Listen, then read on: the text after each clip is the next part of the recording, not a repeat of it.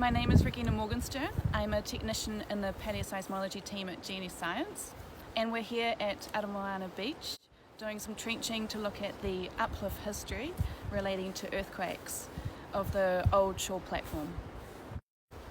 We've been using a drone or a UAV, which is an unmanned aerial vehicle, to take photos of the trench.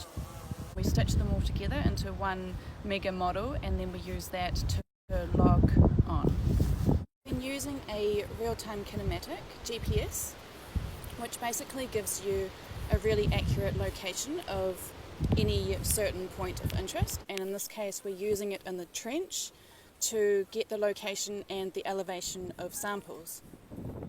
Using the UAV or the drone in the trench allows you to log the trench so much faster than you would in using conventional methods, and it also gives you a record of the trench walls in case it does collapse if the walls are unstable, so you've got that information before it's gone.